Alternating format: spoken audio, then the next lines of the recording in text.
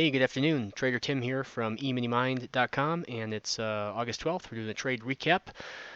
The first thing that should be of note here is we look at the daily chart and we notice that, not a huge up day number in percentage wise, but certainly a break into new highs and relative to the last, 4 days.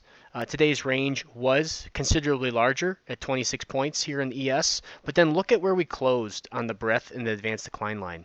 Quite strange to have a move and a close near highs, that is at all-time highs, and a breadth and advanced decline line that is negative. Even if it was just flat, that would be a bit odd. So I think we're getting to the point where a hedge is going to be in your favor. Tomorrow may be the day that we can get the gap up and go, kind of that exhaustive move. Today at the open, we actually sold off a little bit, and then we came right to yesterday's low. You can see it here, and then ripped. And we did not get a pullback over on the 512 tick chart here. You can see this is the low of the day to the first swing high. No pullback to the 50%. Second one, no pullback to the 50%. Not an exact touch, that is. We came close.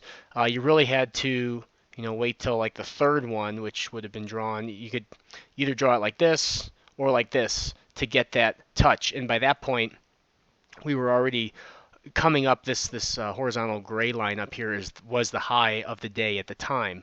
And so we were already kind of coming up to that point. So once we bounced off lows today, we just ripped with what seems like very little participants.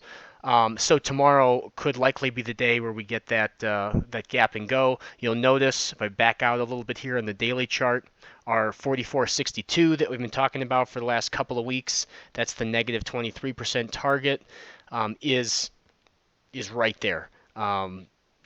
We don't necessarily have to hit it, but if we can go tomorrow with that gap and go, I think that would kind of seal the deal for a awesome put hedge opportunity. Just using like at the money puts in the SPY at the close, buying those at the close. So I don't think you missed out if you didn't buy today, although they were dirt cheap today. And I mean, going into the weekend, next week is going to be options expiration. I'd be okay at least buying a few for next week's expiration, but then if you want to buy some more for a later expiration, you could do that too. But going into the weekend, Monday is typically when we see that, gap down or that shake up day. So if we are going to get a move early next week, as long as I'm out, meaning covering the position by like Wednesday at the close, I'm okay with that.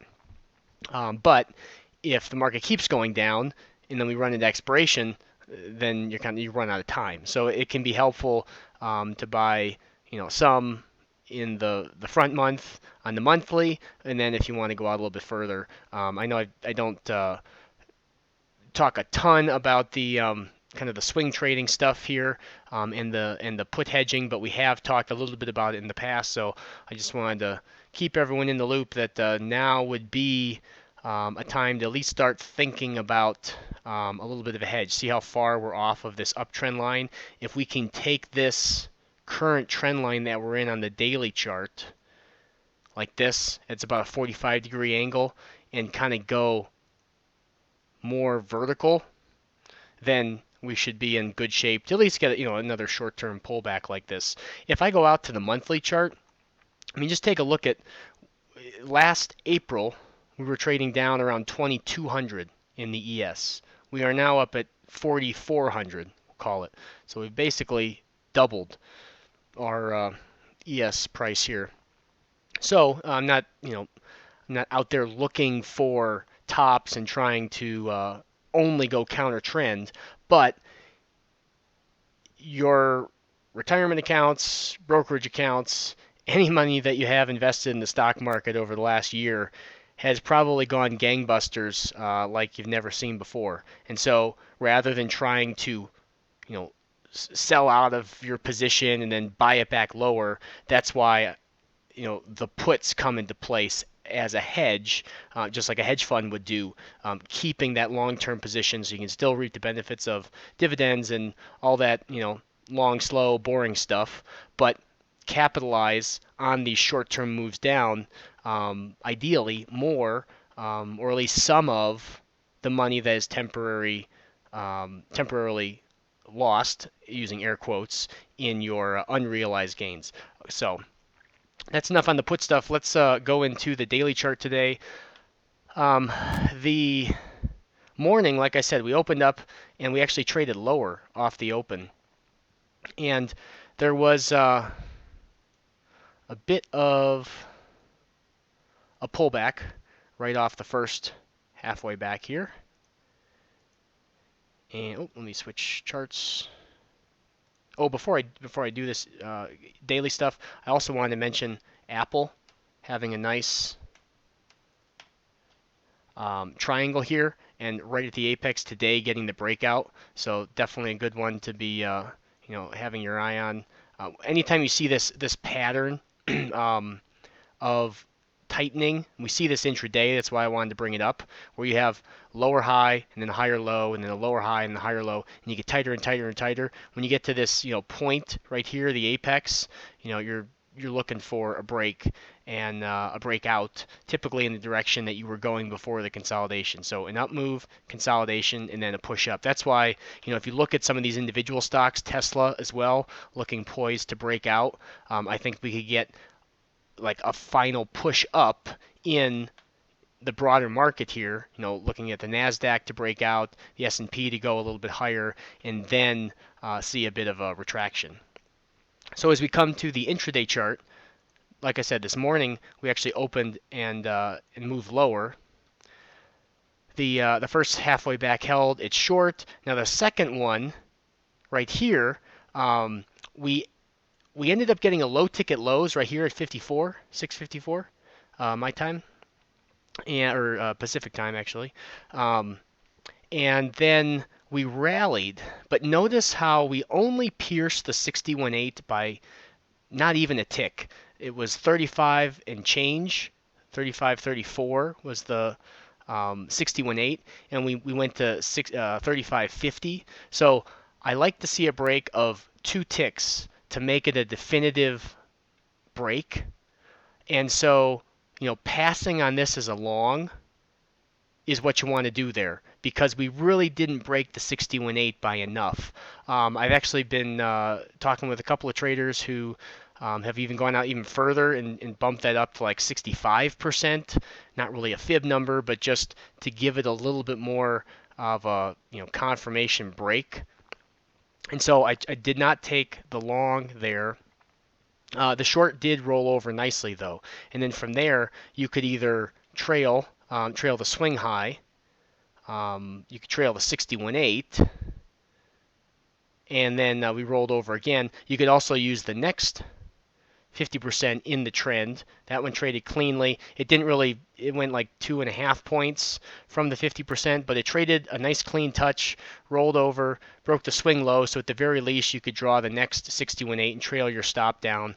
But pretty clean morning actually to the downside, even though it was a bit of a kind of more of the same as far as trading range. So if we go for the last 2 days, here's where the price action is taking place, kind of an inside day, at least for the first half hour or so. But it was trending pretty cleanly. So then from there, things got kind of tricky to get long, because we made that double bottom here off of yesterday's low, and then the first pullback did not make it to the 50%. The next pullback did not make it to the 50%. So you really, you're up against the third retracement here, which does touch it, which was nice. But we're getting awfully close to highs. And then we had this little bit of a kind of topping formation here, where we're just kind of hanging out right on the top of so this high here was just the top of today's high, so not the all-time high, but just kind of hanging out on top of today's high, and then and we were already, that was 90 minutes into the day, and so we kind of made this V in the morning session with not a lot of opportunity to get long and ride this thing up. And when that happens, especially like here off of lows, when you're not even getting close to the 50%, that tells you that there's a lot of like accelerated buying or like buying ahead of the actual pullback, obviously by just looking at the retracements, and not even a 50% on the 5-minute chart to take us. We were about roughly like the 38%.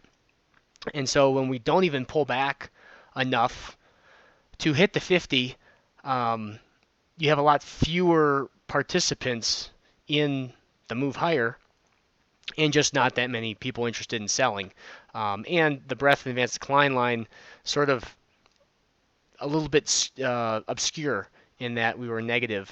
So actually some selling at the close, and maybe the last hour or so was mostly sideways. So a little bit of turnover there. But I think we have enough excitement here, especially in some of these individual stocks like Apple, to get some folks to chase this thing higher and finally, after sitting on the sidelines here, throw some more money at their accounts at the markets and try to ride this thing up. And next week, maybe the week after, but have a pretty good chance with being an options expiration week that we could get another little pullback, at least back to the trend line here maybe. That would be a nice healthy pullback. Still in the context of the uptrend, everything's still looking strong. You can have down moves in the context of a longer term uptrend, but just to get a little bit of relief, so that especially it'd be nice because intraday there has not been a lot of the good moves that we saw, even just a couple weeks ago, where we had bigger ranges each day, a little bit more undulation, even like through here, the sideways movement. Yeah, it was sideways on the daily chart, but intraday the ranges were bigger, and that made for a lot better intraday trading, last week versus so far at least this week. So if you have questions, you can drop them in the comments below. I hope everyone has a great rest of your week, and we'll talk to you soon.